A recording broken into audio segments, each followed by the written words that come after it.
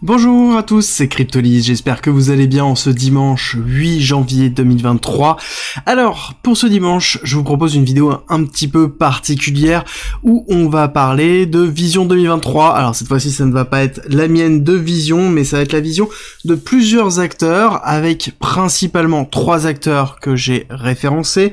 Nous allons avoir le Block, donc The Block, donc qui est un média rempli d'analystes, qui est un gros média, certes, qui a été entaché par la notion de FTX, mais qui reste un média important, avec quand même un certain nombre de personnes très compétentes sur tous les points de vue, et donc qui est très intéressant. Ensuite, on va aller voir notre bon ami Messari. D'accord, Messari, si vous ne connaissez pas, c'est certainement le plus gros cabinet d'analyse sur le domaine de la crypto-monnaie et de la finance. C'est une mine d'or, très clairement. Si vous voulez tout savoir sur les blockchains, sur les différents projets, ce qui se passe, etc., c'est Messari qu'il faut aller voir. Et donc forcément, ce cabinet propose tous les ans un énorme, colossal livre blanc d'analyse sur 2023, la projection de 2023 basée sur 2022, qui est toujours très intéressant. Ça représente à peu près 170 pages, très bien fait, très bien structuré, en anglais bien évidemment, je vous invite à le lire, je ne pourrai pas résumer tout, moi je vais agglomérer l'ensemble des idées des 3 que j'ai référencés, à vous de faire votre diligence si vous voulez avoir plus d'informations sur les différents points, notamment je vous conseille vraiment de lire celui de Messari, qui est très intéressant et qui est beaucoup plus tourné généraliste, d'accord, avec une vision globale sur le marché, que ce soit d'un point de vue technologique, d'un point de vue financier, d'un point de vue tokenomics, d'un point de vue narratif, il couvre absolument tout, c'est pas quelque chose qui est très technique, mais à côté, pour le très technique, j'ai choisi New Order qui nous propose une vision 2023 excessivement technique et vraiment basée sur la technologie, et c'est ce que j'ai aimé, c'est ce que j'aime beaucoup, en tout cas, qui n'est pas forcément ma vision, mais qui ont une vision très particulière, et je pense qu'elle est vraiment très intéressante de l'élaborer.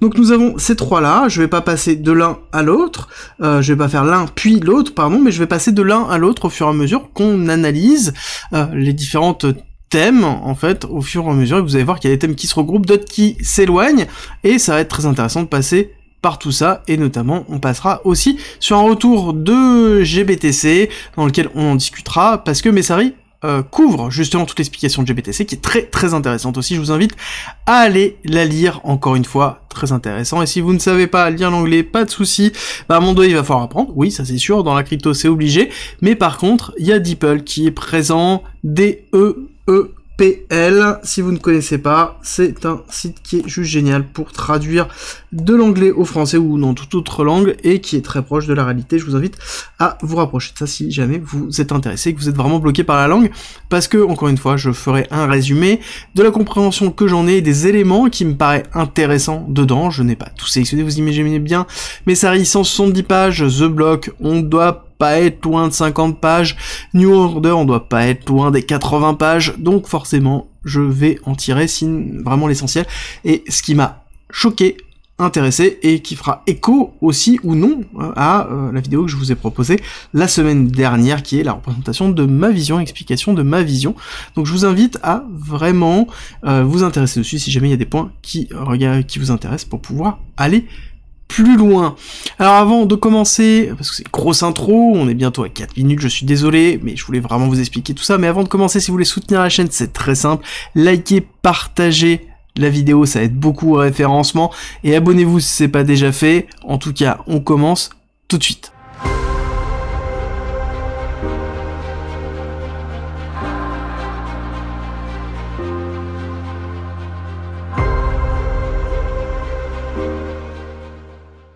Alors, on commence tout de suite. Alors, avant de commencer, encore un préambule? Non, pas forcément. C'est juste, je voulais vous expliquer un petit peu. Messari a proposé une analyse, mais il couvre beaucoup de choses en plus de l'analyse, d'accord? Il couvre les personnes à suivre, il va couvrir les technologies supplémentaires, il va couvrir des analyses en plus sur, par exemple, GBTC, je vais en parler, mais ça va être non plus, je vais pas passer tout mon temps dessus. Donc c'est très intéressant d'aller, ne serait-ce que regarder Messari, c'est un document qui est présent sur le site Messari, allez-y directement, vous allez voir, c'est un document qui est téléchargeable, vous allez le récupérer et le lire, et vous regardez le en tout cas le début, dans lequel vous avez la table des matières, vous pouvez vous diriger assez facilement sur ce qui vous intéresse, et il y a plein d'autres choses en plus de l'analyse, donc n'hésitez pas à aller voir ça. Alors, on commence déjà avec la notion 2023, on parle beaucoup, vous imaginez bien, d'Ethereum, d'accord? Ethereum, pourquoi? Parce que on est passé en Proof of Stake, on est passé de Proof of Work à Proof of Stake avec l'événement de The Merge, qui est une transposition de plein de choses, technologiques, financières, on a une diminution de la supply, en tout cas une stabilisation de la supply, d'accord, avec notamment le burn qui est mis en place.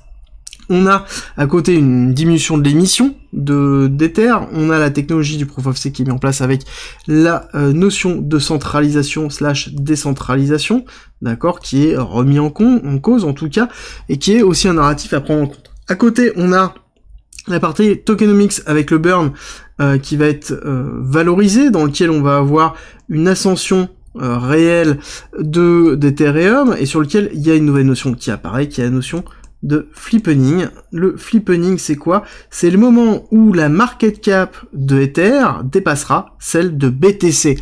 Bon, clairement, c'est pas encore le cas, et le consensus sur 2023 qui arrive, c'est que ce ne sera pas le cas en 2023. Donc 2023, flippening, non, d'accord? Par contre, 2023 sera l'année, ça tout le monde le dit, d'Ethereum. De façon différente. Nous avons d'un côté Messari qui repose sur le fait que ce ne sera pas l'année des Layer 2, mais potentiellement l'année d'Ethereum, ok, parce que Ethereum a encore beaucoup à prouver, et que les Layer 2 ne sont pas encore vraiment transcendés, ce qui est un petit peu la représentation aussi de New Order, d'accord, sur New Order, plus donc Messari, nous avons le fait que ce sera l'année d'Ether, et pas forcément l'année des Layer 2 et des ZK Rollup.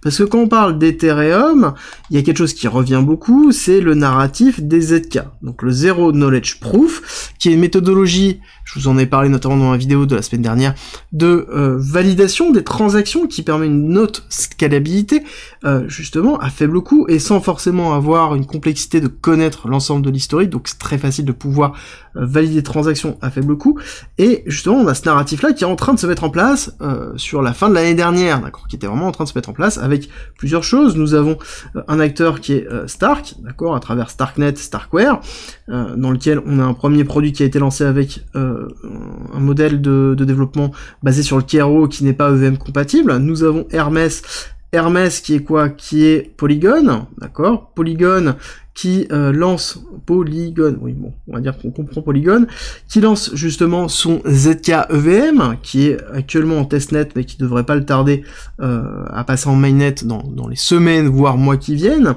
et à côté, nous avons un certain nombre d'autres acteurs qui apparaissent, dans lequel nous avons ZK Sync, dans lequel on a encore pas mal d'informations qui sont en attente, on a voilà pas mal de choses qui sont en train de se mettre en place. On a aussi derrière la notion de scalabilité, de l'hyperscalabilité avec les Layer 2, dans lequel on a notamment Arbitrum qui arrive forcément dedans, d'accord?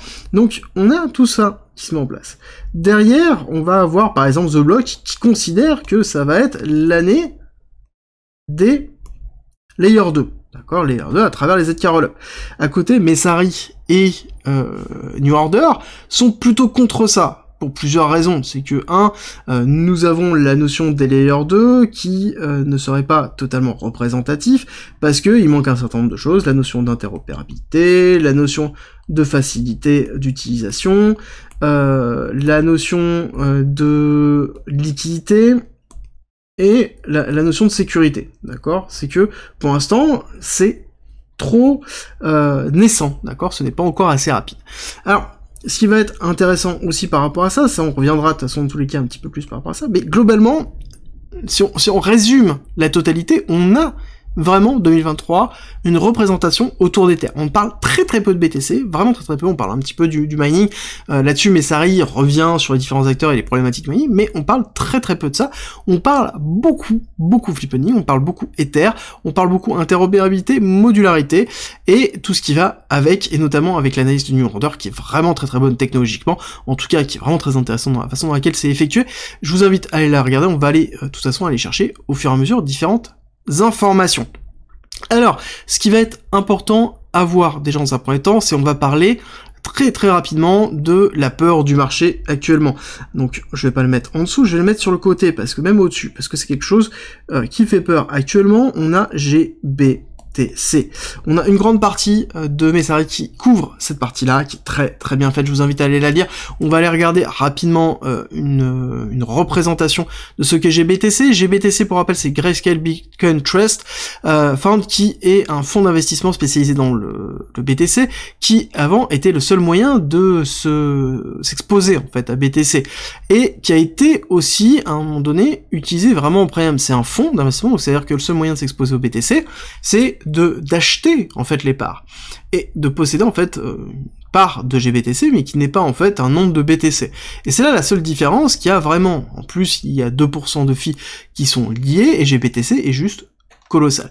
GBTC a été au cœur d'une forme de trading qui est très bien expliqué par Messari autour, et dont je vous ai abordé déjà plusieurs fois en novembre et en octobre, sur le fait que GBTC était au cœur de la problématique de liquidité qu'on avait eue, et notamment nous avons en tout cas une infographie qui est proposée par Messari, qui est très bien faite, dans lequel on voit pas mal de choses.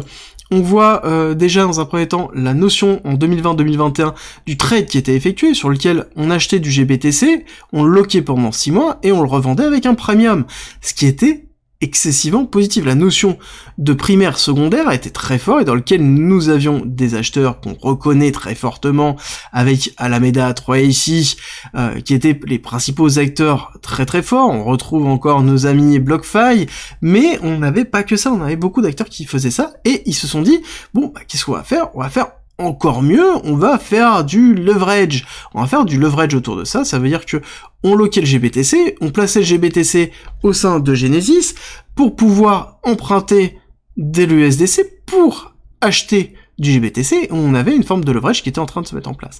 Sauf que, passé à un moment donné, le premium a disparu, donc ça veut dire que le GBTC, les parts de GBTC, n'étaient plus en premium, mais était en discount, donc ça veut dire valait beaucoup moins cher.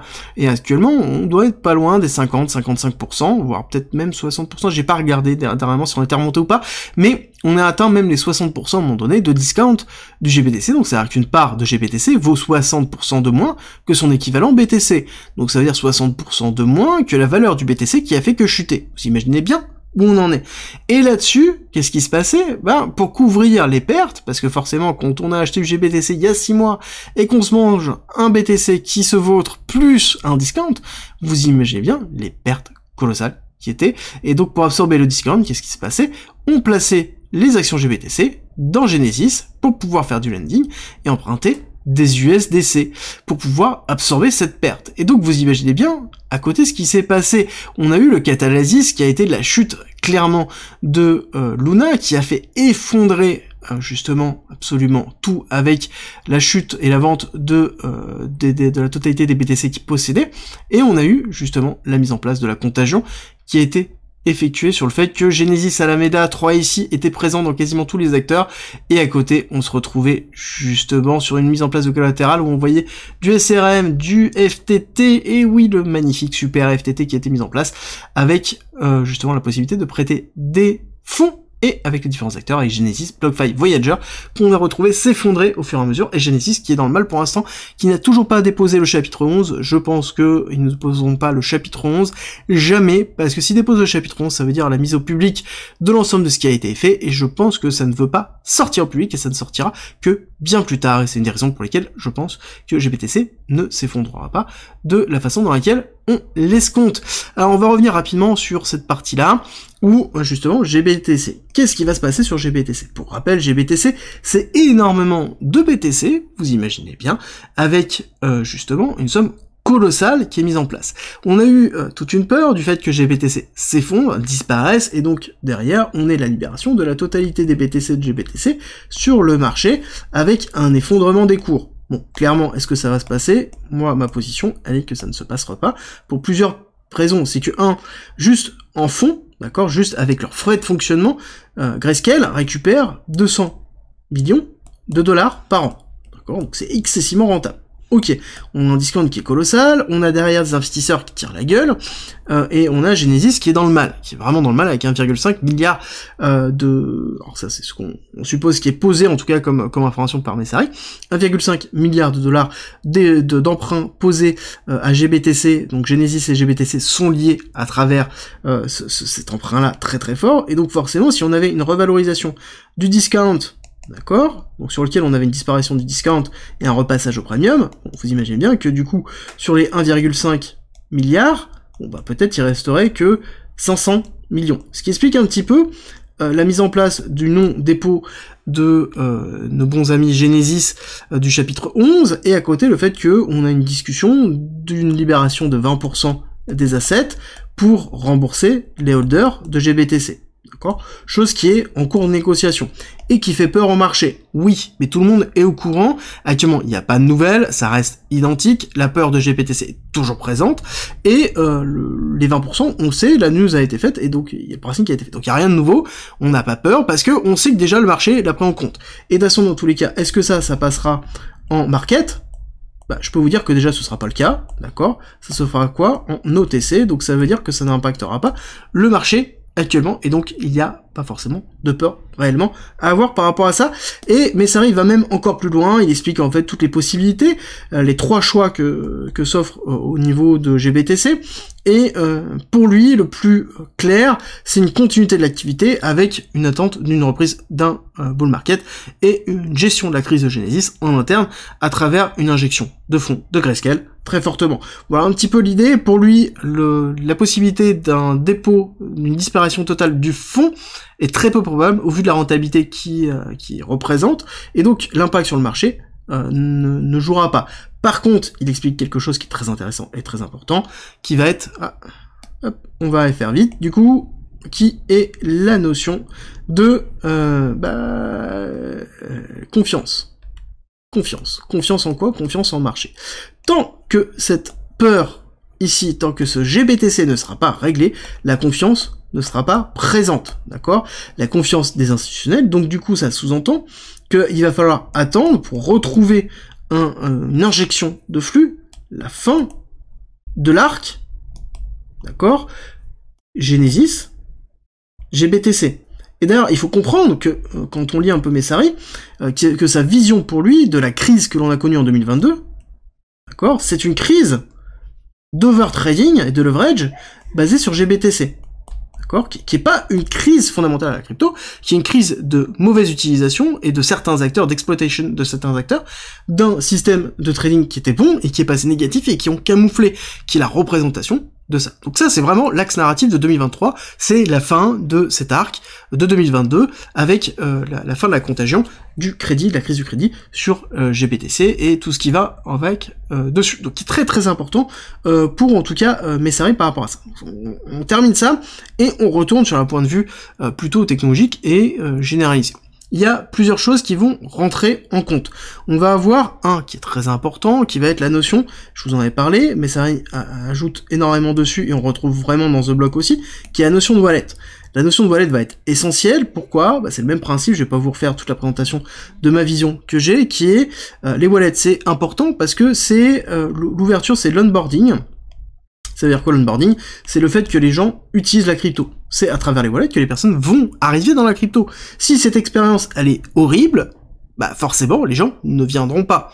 Donc, la problématique est la gestion des wallets, le fait d'avoir 60 wallets pour exploiter 60 chains, enfin c'est très très compliqué, donc il faut une uniformisation des wallets dans l'utilisation, la simplification, à travers, pourquoi pas, la notion de wallet communautaire qui a été abordée notamment par Vitalik Buterin et qui est repris par Messari et New Order et The Block, qui a repris à l'unisson, la notion de wallet communautaire, et la notion d'interopérabilité qui rentre en compte. C'est-à-dire que cette notion d'onboarding, interopérabilité, la notion d'onboarding est très importante parce que elle rentre dans la notion d'utilisation.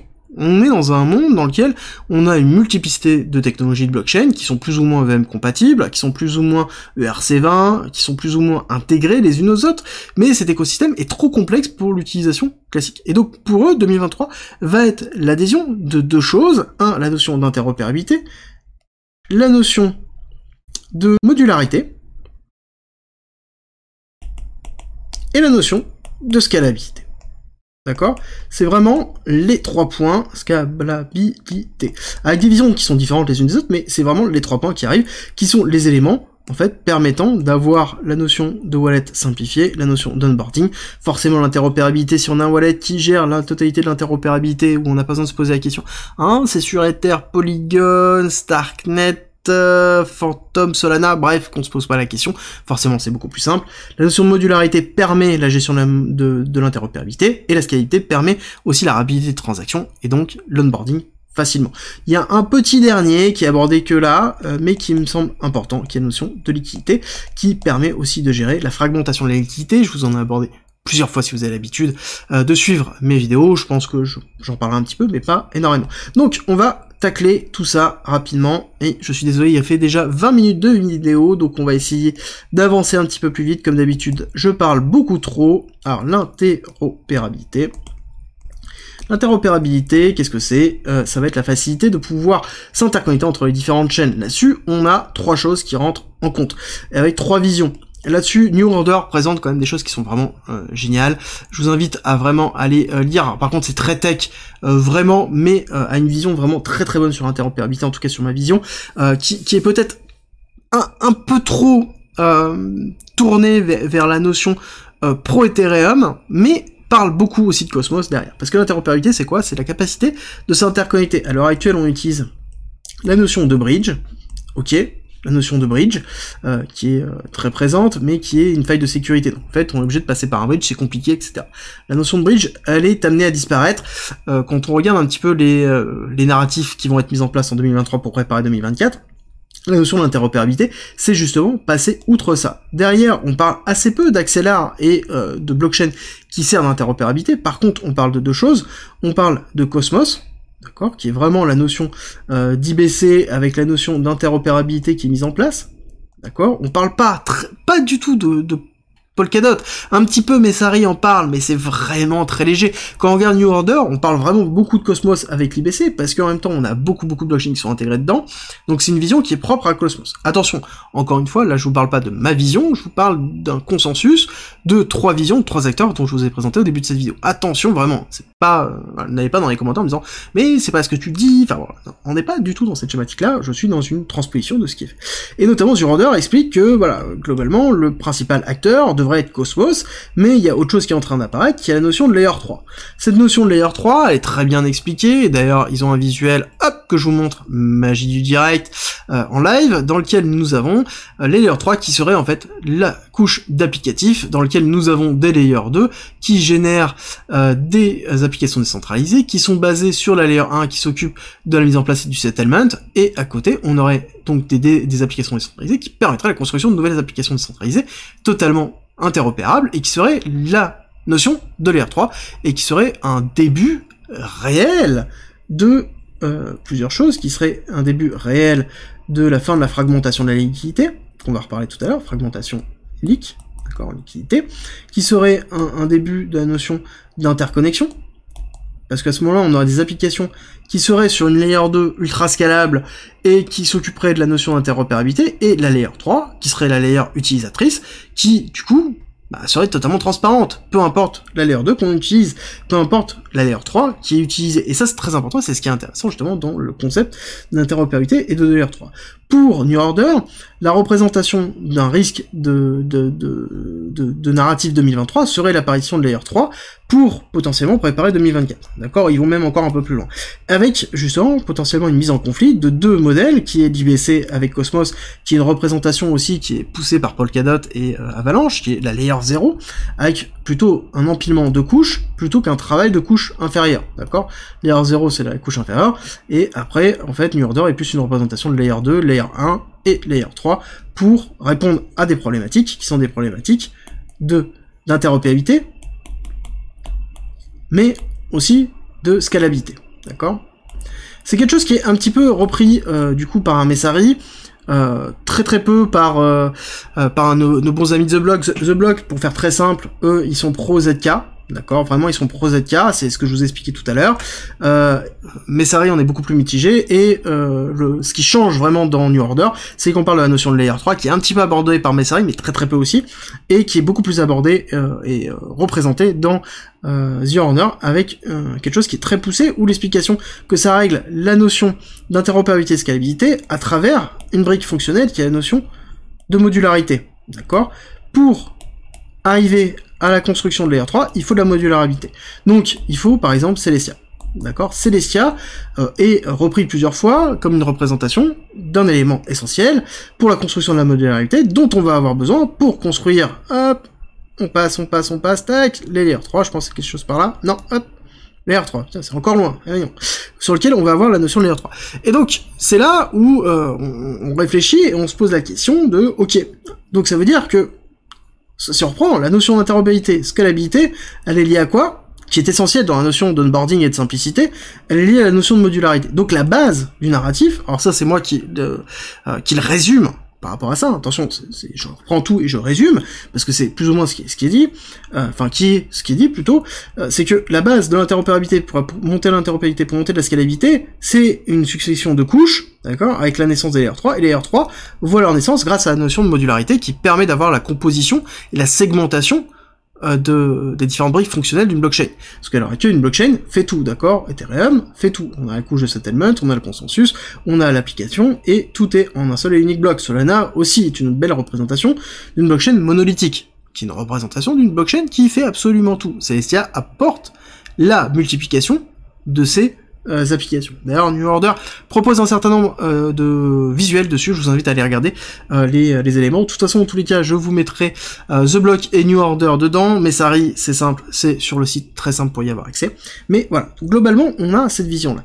Et il y a quelque chose qui revient en plus dans ça, donc la notion d'interopérabilité, on a traité, modularité, on a traité, la notion de scalabilité, là-dessus, on a traité, on a deux arcs, hein, on a les arcs des ZK Knowledge, et on a les arcs des L3, qui est porté par la modularité. Bon, voilà, on est un peu dans cette schématique-là, et dans la notion d'interopérabilité, on a en effet Axelar qui est un petit peu abordé par Messari, mais assez faiblement, et on a surtout la notion d'interopérabilité, on a la notion de L3, et Cosmos et l'IBC qui revient avec derrière, on parle un petit peu de Polkadot et d'Avalanche, Avalanche quand même plus, voilà, mais bon, on reste quand même dans quelque chose qui est assez faible de ce côté-là. À côté, on a la notion de liquidité. La notion de liquidité, qui est la notion de fragmentation de la liquidité, il faut bien comprendre quelque chose, c'est que plus on va avoir quelque chose qui est segmenté, on va avoir Ethereum, on va avoir Sol, on va avoir Avax par exemple, toute autre blockchain dans lequel on compose, d'accord, où on va avoir Cosmos, d'accord, donc qui est le protocole, où on va avoir à chaque fois une liquidité qui est propre. Avec la possibilité ou non de passer en tout cas des tokens. Par exemple, ici on va avoir, pour avoir des ethers, ça va être des ethers qui vont être wrappés. La notion de wrap est très importante dans la notion de liquidité. Et la problématique, c'est qu'on a une liquidité qui est fragmentée. C'est-à-dire qu'on a un bout de liquidité qui est sur Ethereum, un bout de liquidité qui est sur Solana, un bout de liquidité qui est sur Avax, et quand on fait de l'interopérabilité, bah, il faut aller taper dans les deux liquidités. Et c'est la complexité aussi de l'onboarding qui est traitée. Et New Order apporte une vision qui est assez intéressante par rapport à ça, qui est la notion de liquidité qui devrait commencer à être traitée en 2023, qui ne devrait pas être réglée, mais qui devrait commencer à être traitée. Là-dessus, ils n'ont pas forcément de notion de solution, à part la notion de Layer 3, qui n'est pas encore présente, hein, qu'on soit bien d'accord, c'est une notion de conceptualisation d'évolution technologique, donc c'est une idée qui est mise en place. On sait qu'on a quelques projets qui sont en train de se construire dans lesquels on n'a pas trop d'informations, mais on a cette idée-là. Et justement, si on va voir un petit peu ce qui est représenté au niveau de la liquidité, ce que nous montrent nos bons amis de New Order, ils nous font justement une représentation de la liquidité dans laquelle on a une TVL qui est majoritairement centralisée, qui est centralisée à travers Ethereum, Optim à Arbitrium, qui est dans la représentation des EVM compatibles. Il y a assez peu de liquidité en fait qui est représentée ailleurs, parce que majoritairement ça reste le réseau Layer 1 Ether qui porte la majorité de la TVL. Donc ça sous-entend aussi que la liquidité elle est centralisée à un endroit, et centralisée même dans des applications qui sont présentes un petit peu partout, et qui sont présentes dans les différentes layers, dans lesquelles on voit ici Optimism, d'accord, avec Curve, toujours présent, Uniswap, et nous avons Vélodrome qui est une représentation de Optimism, mais on retrouve encore Curve, on retrouve SushiSwap, Uniswap, on retrouve Uniswap, Curve et balancer. Donc on a en fait, oui, peut-être des acteurs qui sont propres à chacune des blockchains, mais majoritairement on retrouve Curve et Uniswap un petit peu partout, qui sont des acteurs qui sont très très forts, dans lesquels on retrouve, bon, c'est pas noté ici, mais aussi Aave qui reprend aussi une grosse partie, mais on a une centralisation de la liquidité qui s'effectue dans les principaux projets et dans les principales blockchains. Et donc cette notion de fragmentation de la liquidité opère énormément dans le reste, dans lequel d'un côté on a la notion de centralisation, d'accord, de la liquidité, et dans lequel on a la notion de fragmentation du reste du monde. D'accord ? Si vous êtes dans une pool Curve, vous avez de la liquidité. Si vous êtes ailleurs, c'est compliqué, très très compliqué. Et c'est un peu la représentation justement de la fragmentation et qu'il va falloir trouver une solution dans laquelle peut-être l'apparition d'Ether 3 arrive. Et d'ailleurs, il y a un autre arc qui est traité, et qui sera certainement un narratif propre à 2023 qui a été entamé en 2022, c'est la notion de la centralisation et de la décentralisation. Avec l'explosion de FTX, avec la notion des échanges centralisés et la notion des échanges décentralisés, il va y avoir véritablement une réflexion au niveau de l'accessibilité de la décentralisation, et donc encore une fois on revient à la notion de wallet. Considérer que les gens vont aller forcément dans la décentralisation, c'est faux. Clairement, on le voit bien, autour de nous, poser la question, que ce soit sur le Discord ou ailleurs, vous verrez que, majoritairement, les personnes ont peut-être pris un peu de décentralisation sous forme de gestion, mais majoritairement, les personnes passent par des plateformes centralisées et resteront dans une plateforme centralisée parce que c'est simple, parce que c'est utile, parce que on arrive à le gérer. Simplement, c'est la notion d'onboarding, et c'est pour ça que la décentralisation ne doit pas être un choix, mais doit être intégrée sous une banque fonctionnelle, et c'est aussi la réflexion qui va arriver en 2023, en tout cas un début de narratif qui risque de se lancer et qui risque de continuer, parce que je pense que c'est une véritable réflexion qui doit y avoir. On ne doit pas forcer les gens à aller dans la décentralisation, ça doit être quelque chose qui doit être fonctionnellement intégré dans l'utilisation, et qui apporte aussi la notion, derrière, intrinsèquement, de sécurité, d'accord ? La problématique de la décentralisation, sécurité, la notion de la décentralisation actuellement, c'est qu'elle est très liée sur les hacks et sur la notion de sécurité. Et la centralisation, on voit aussi la notion de sécurité, parce qu'on a des hacks qui sont liés derrière, dans lequel on a toujours des hacks qui sont effectués, pour rappel la BNB Chain, qui s'est fait quand même hacker, dans lequel on a eu un arrêt de la BNB Chain parce qu'on a de la chance, hein, je veux dire, c'est pas forcément de la décentralisation, plutôt de la centralisation, hein, la BNB Chain, qu'on soit bien d'accord. Donc derrière, on a la notion de sécurité qui est très forte, que ce soit pour l'un ou l'autre. Et cette notion de sécurité va être mise à mal avec la notion d'interopérabilité et d'onboarding.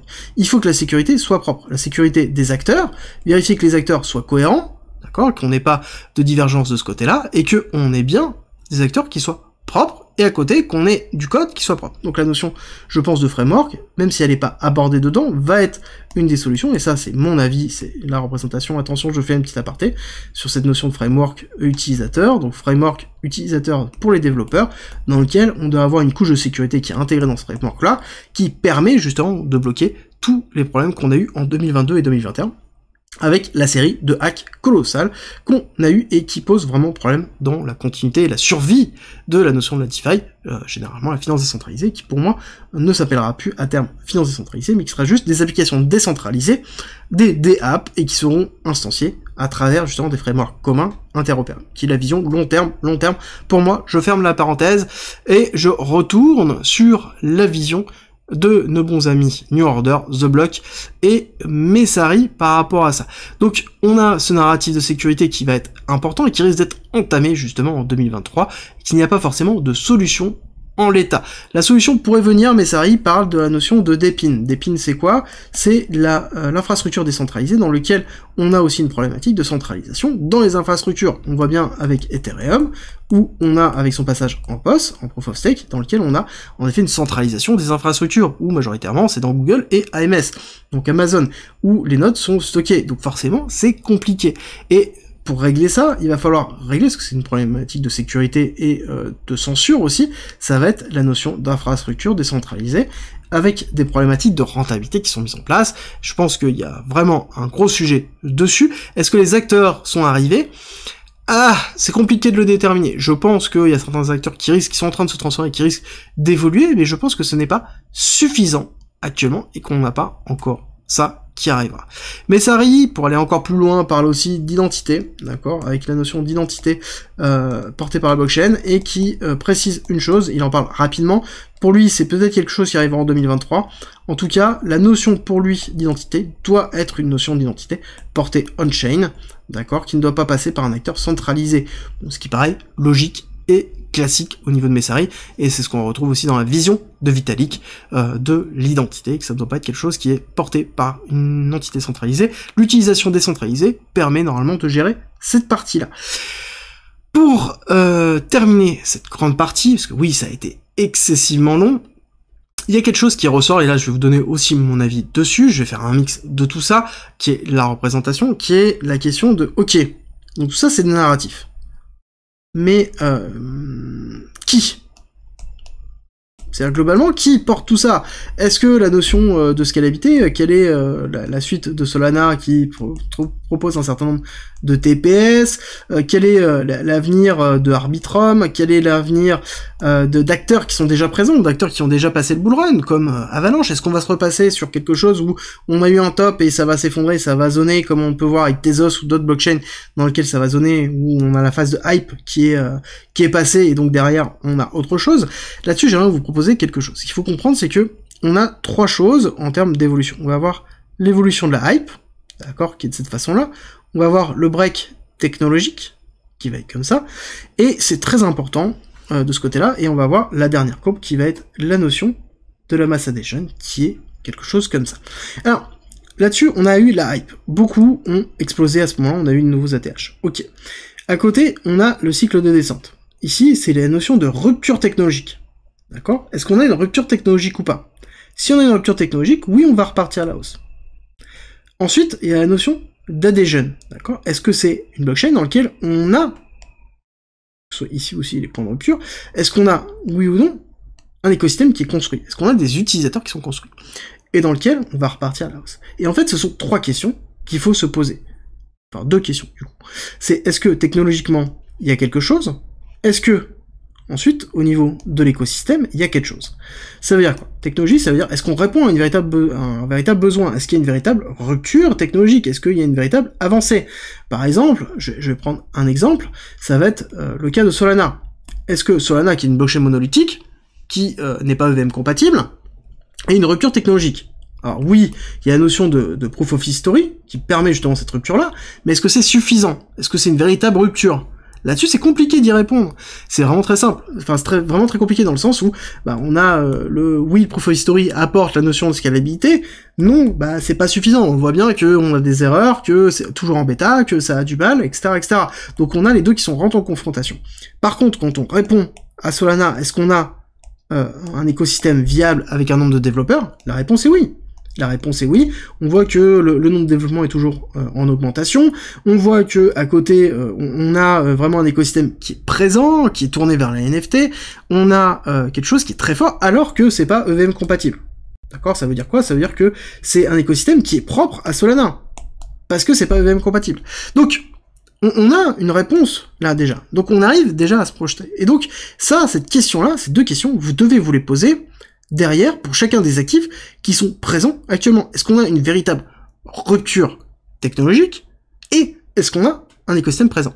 Si vous avez les deux, en l'occurrence, vous savez que potentiellement vous allez avoir quelque chose qui va éclater.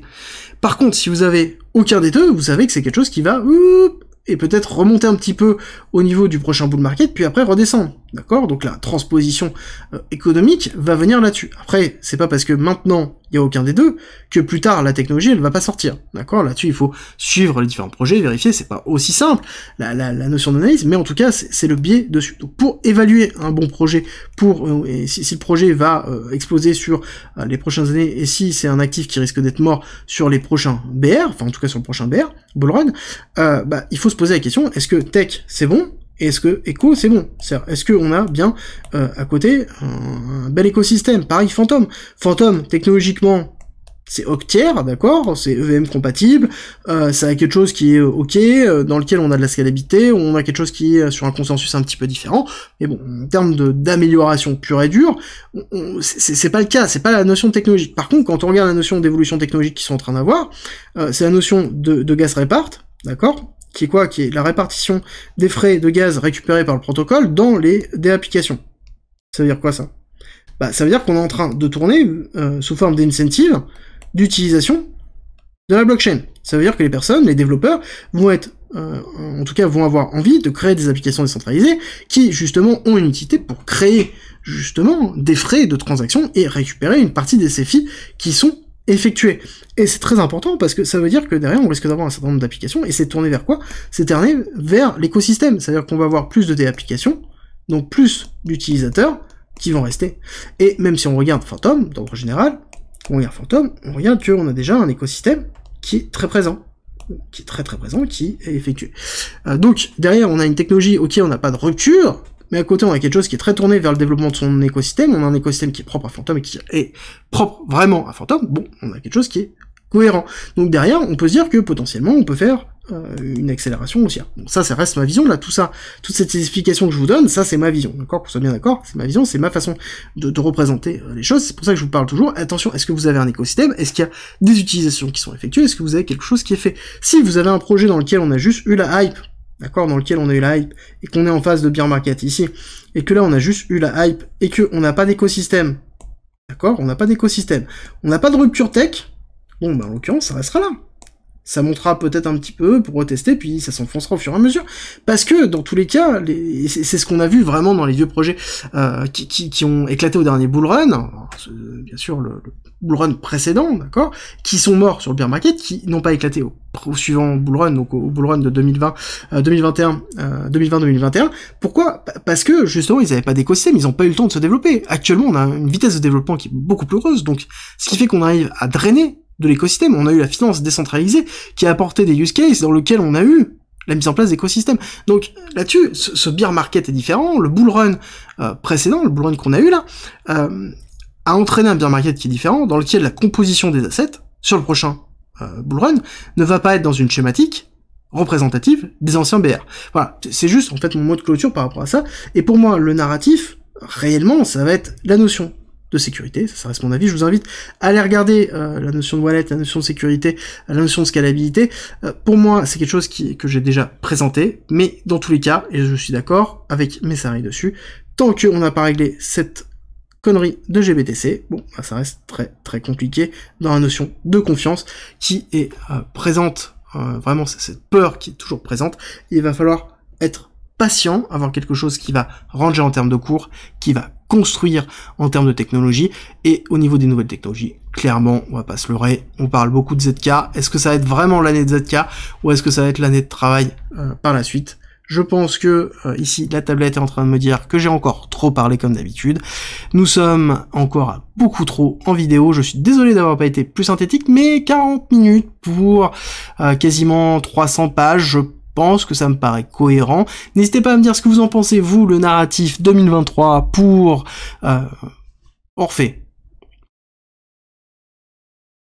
N'hésitez pas à me dire ce que vous en pensez en commentaire pour le narratif 2023. Quel est pour vous le narratif qui va arriver 2023-2024?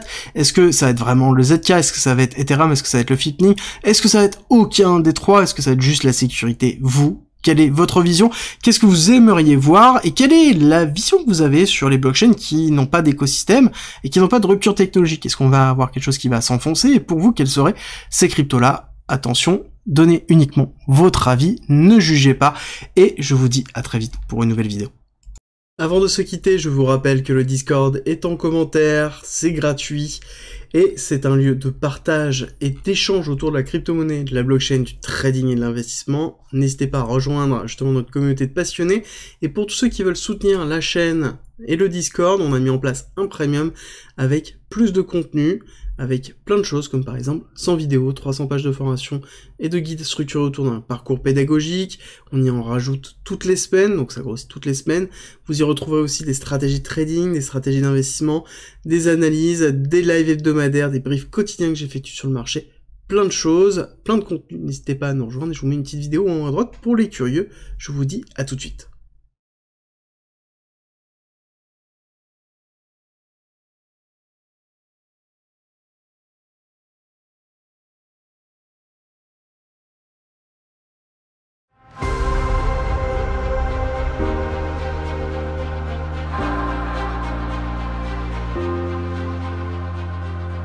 Si tu aimes mon contenu, n'hésite pas, partage, like, ça m'aide énormément, et rejoins-nous sur Discord.